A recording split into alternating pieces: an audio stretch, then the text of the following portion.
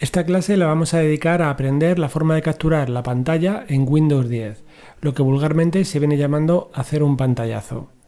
Una captura de pantalla o un pantallazo no es más que copiar la imagen que vemos en el escritorio, algo así como sacarle una foto a nuestro escritorio. En concreto vamos a ver tres formas diferentes de capturar la pantalla en Windows 10. La primera de ellas va a ser copiar directamente lo que es todo el escritorio, es decir, todo lo que vemos, copiarlo en el portapapeles. Para ello voy a sacar aquí el navegador para que haya algo de contenido en el escritorio y copiar el contenido del escritorio directamente. Es muy sencillo porque simplemente tenemos que pulsar la tecla imprimir pantalla. Pulso la tecla imprimir pantalla y ahora me voy a una aplicación de dibujo, por ejemplo, como puede ser Paint. Podéis utilizar la aplicación de dibujo que queráis, Photoshop, GIMP, la que queráis, y aquí pegamos el contenido del portapapeles. Y como veis, el contenido del portapapeles pues es la imagen del escritorio que hemos capturado con el navegador, etcétera. Esa sería la primera forma. Copiar lo que es el contenido del escritorio entero con la tecla imprimir pantalla. Luego lo que podemos hacer también, aquí como veis me ha capturado por completo el escritorio, pero si yo quiero, por ejemplo, que dentro del escritorio me capture únicamente el contenido de una ventana, lo único que tengo que hacer es seleccionar la ventana y una vez que la tengo seleccionada, pues pulsar la tecla Alt e imprimir pantalla, es decir, lo mismo que antes, pero con la combinación de la tecla Alt. Pulso Alt e imprimir pantalla, las dos a la vez, y ahora me voy aquí, voy a sacar una imagen nueva para pegar el contenido que tiene ahora el portapapeles, y como veis, ahora lo que tengo es exclusivamente el contenido del navegador, el contenido de la ventana que tenía activa. En lugar de copiarme todo el escritorio como ha hecho al principio, simplemente con la tecla imprimir pantalla, si utilizo la combinación de teclas Alt más imprimir pantalla, me copia exclusivamente la pantalla que tenga, o sea, la ventana que tenga activa, perdón. Y luego una tercera forma que sería directamente pues utilizando la combinación de teclas Windows más imprimir pantalla. Si yo pulso Windows más imprimir pantalla, como veis me ha hecho una especie de fogonazo, como si sacara una fotografía, y lo que hace es hacer una copia de todo el escritorio, pero en lugar de mandarla al portapapeles, lo que la manda es directamente a un fichero en formato PNG que me lo deja exactamente aquí, en la carpeta imágenes y capturas de pantalla. Como veis, esta es la imagen que me ha capturado, que es exactamente pues todo el escritorio. Lo que pasa es que en este caso, en vez de copiármelo al portapapeles, en vez de copiarlo a la pantalla para que yo lo pegue a una aplicación de dibujo, pues directamente lo guarda en un fichero, que es este que veis aquí, que tiene extensión PNG, y es exactamente el contenido de toda la pantalla. Entonces, resumiendo, tendríamos tres formas. La primera sería utilizando la tecla imprimir pantalla, que lo que hace es copiar el escritorio entero y lo manda al portapapeles. La segunda forma sería utilizando la combinación Alt más imprimir pantalla, que lo que hace es copiar en el portapapeles el contenido exclusivamente de una sola ventana, de la ventana que tengamos activa. Y luego una tercera forma que sería utilizar la combinación de teclas Windows más imprimir pantalla, que lo que hace es directamente guardar todo el escritorio, todo el contenido del escritorio, directamente hacer un pantallazo y guardarlo en un fichero con extensión PNG y me lo guarda aquí dentro de la carpeta imágenes y dentro de imágenes en capturas de pantalla. Y quedaría aquí, como veis. Recordad que en algunos teclados reducidos, como son los de los ordenadores portátiles, para obtener algunas teclas tenéis que hacer combinaciones con la tecla función o el equivalente que tengáis en vuestro teclado de portátil.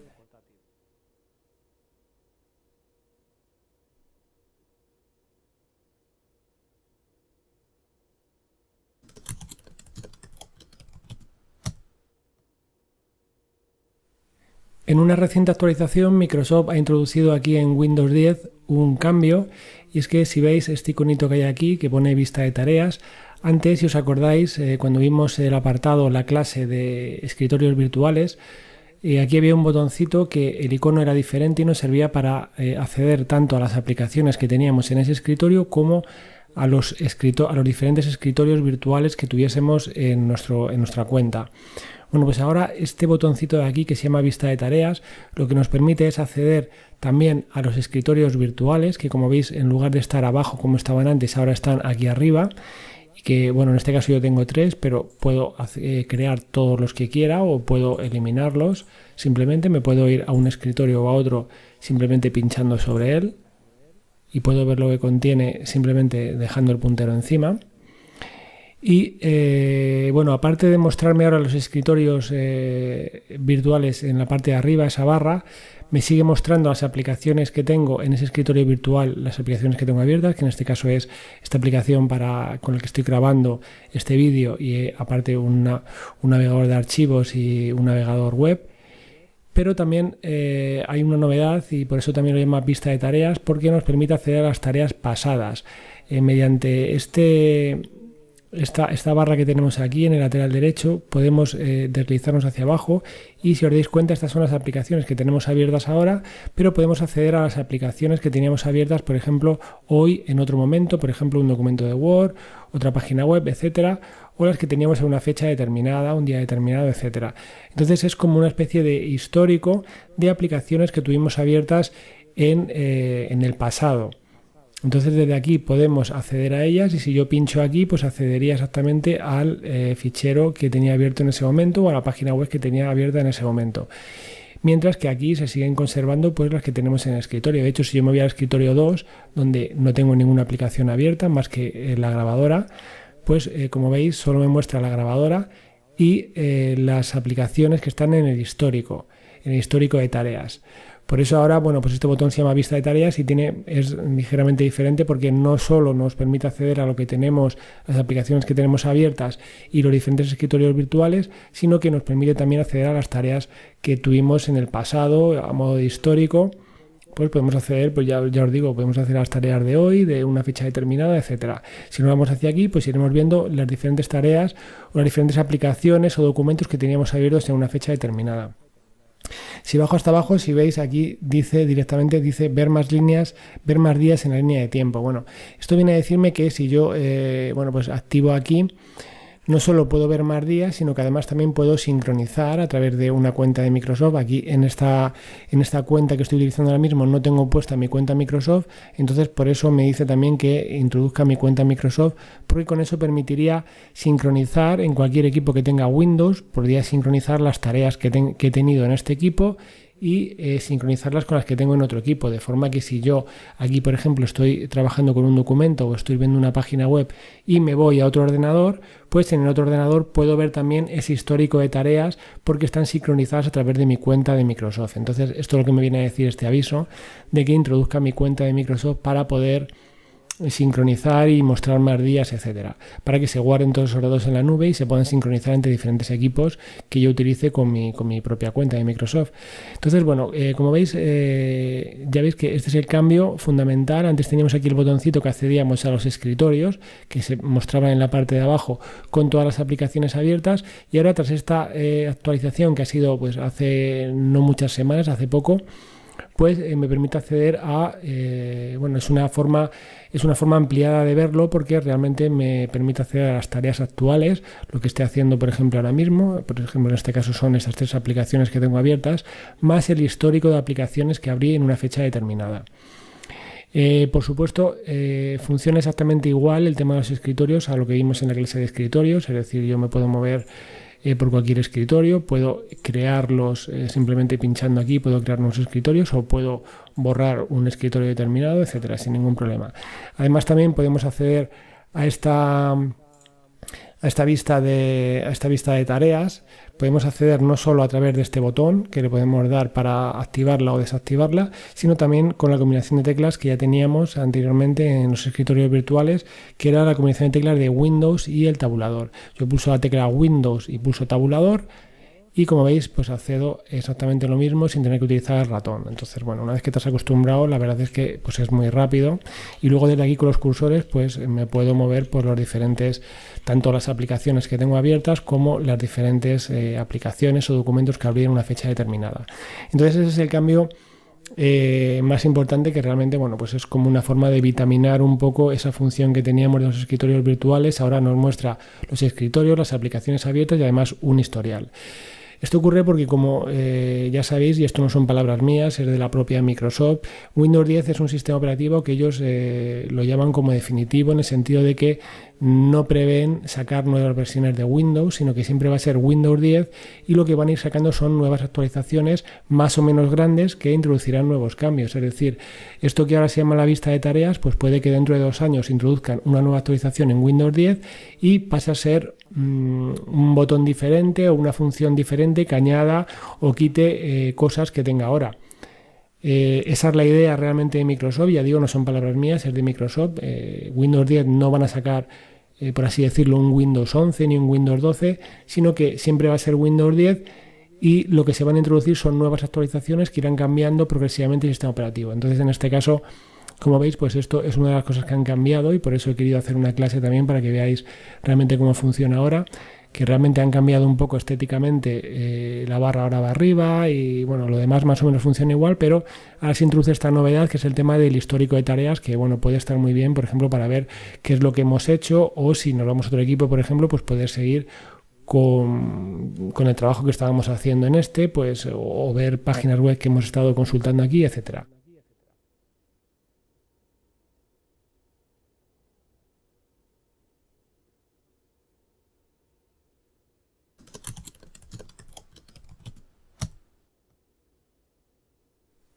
Con el tiempo es habitual que nuestro disco duro se vaya llenando, hasta el punto límite de no disponer de nada de espacio libre. Cuando esto ocurre, podemos encontrarnos con un error de Windows, ya que el sistema no puede funcionar sin espacio libre, además de que obviamente no vamos a poder guardar nuestros archivos. Una solución es sustituir el disco duro que tengamos por otro de más capacidad, pero a veces podemos resolver este problema sin tener que gastarnos un céntimo, simplemente liberando o eliminando los ficheros que no son necesarios. En Windows 10 existe una aplicación que hace esto de forma automática y que se llama Liberador de espacio en disco. Para abrir esta aplicación simplemente nos vamos aquí al menú de inicio y la buscamos por su nombre, es decir, ponemos aquí liberador, nos sale aquí el liberador de espacio en disco, hacemos clic y esta sería la aplicación. Como veis, lo que me da a elegir de primeras es la unidad en la que quiero liberar espacio. Me da las unidades de disco duro que tengo instaladas, en este caso yo tengo varias, vosotros podéis elegir la que queráis. Si tenéis una, pues simplemente elegís la unidad C, o si tenéis varias, pues elegís la unidad de la que queréis liberar espacio. En mi caso elijo la unidad C, le doy a aceptar y me ha analizado qué ficheros se pueden liberar. En este caso ha sido muy rápido porque se trata de una unidad de estado sólido. En vuestro caso, y dependiendo del espacio que tenga el disco duro y de si es una unidad de estado sólido o es una unidad de disco duro mecánico normal, pues puede tardar más o menos, pero bueno, no os preocupéis porque no siempre es tan rápido, hay veces que tarda un poquito más, pero al final lo acaba haciendo. Y entonces aquí, como veis, me dice que puedo usar el liberador de espacio en disco para liberar hasta 1,04 GB de espacio. Es decir, puedo eliminar ficheros que me vienen aquí en esta lista, que me vienen categorizados por el tipo de ficheros a lo que corresponden, y simplemente seleccionándolos y dándole a aceptar, pues borraría esos ficheros. Si yo le doy aquí a aceptar, como veis me dice, ¿estás seguro de que sea eliminarlos? Y eliminaría los que yo he seleccionado.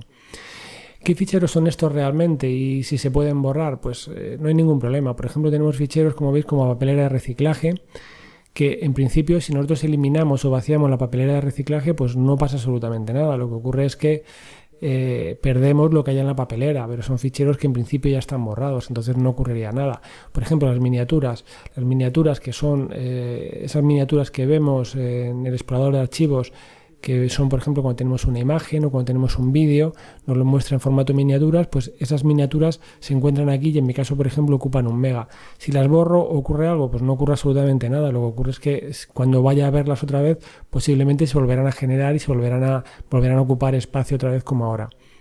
Así, por ejemplo, pues hay diferentes. Por ejemplo, archivos temporarios de internet, pues todo lo que tiene que ver con la caché de páginas web que esté viendo. Si las elimino, pues no pasa absolutamente nada y ese espacio que se puede liberar. De todas formas, aquí ya vemos que bueno, la forma de liberar en principio partes, si elijo todo me liberaría 1,04 gigas, pero también puedo liberar así solamente las categorías que yo quiera.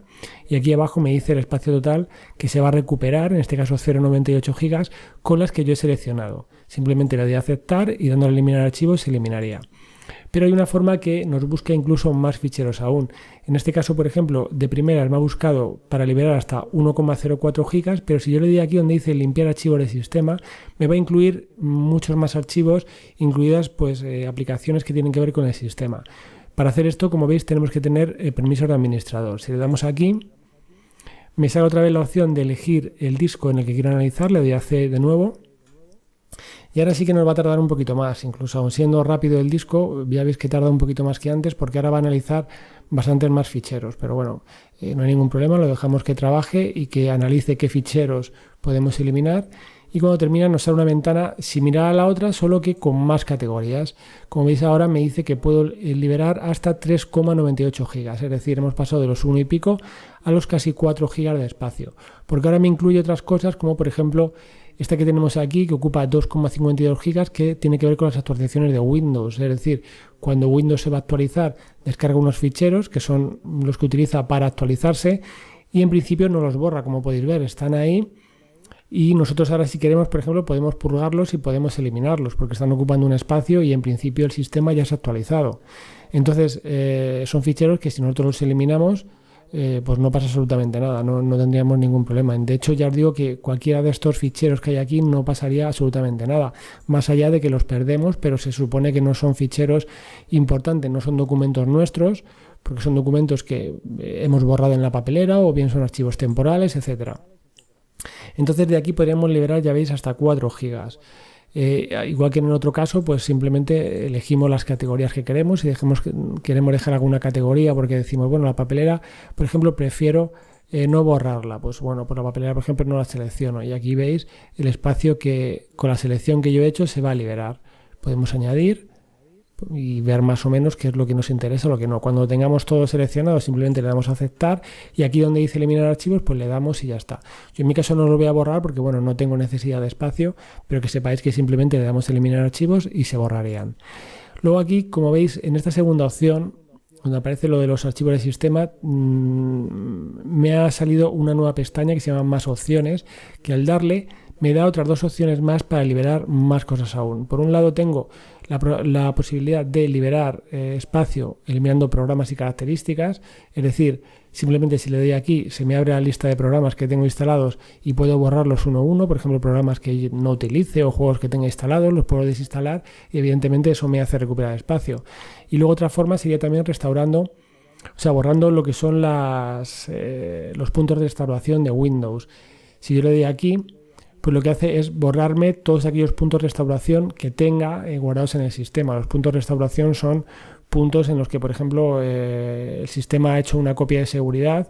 Por ejemplo, cuando se va a actualizar, va a hacer una actualización, lo que hace es crear un punto de restauración para que en el caso de que esa actualización vaya mal, pues siempre se puede ir hacia atrás al punto de restauración. En este caso también podríamos eliminarlos. Yo por seguridad no los voy a borrar porque, bueno, como digo, no tengo necesidad de ese espacio extra, entonces no tengo necesidad de liberarlos, pero que sepáis que también podemos eliminar estos puntos de restauración. Serían 2 opciones más para liberar, aparte de todos estos archivos que son temporales y demás, también podemos liberar pues eliminando programas que no usemos o juegos, aplicaciones, etcétera, o bien simplemente también borrando puntos de restauración. Con esto, como veis, podemos recuperar varios gigas de espacio en el disco que, por ejemplo, en un disco de estado sólido, pues liberar, como en mi caso, liberar 4 gigas pues es mucho espacio en un disco de estado sólido porque marca la diferencia entre que el sistema a lo mejor no funcione porque no tenga espacio, allá teniendo 4 gigas puede funcionar perfectamente. Así que a veces esta forma, simplemente utilizando el liberador de espacio en disco, pues nos puede ahorrar el tener que comprar un disco de más capacidad y de momento pues nos puede servir para seguir funcionando con nuestro PC sin tener que ampliar ni gastar más dinero.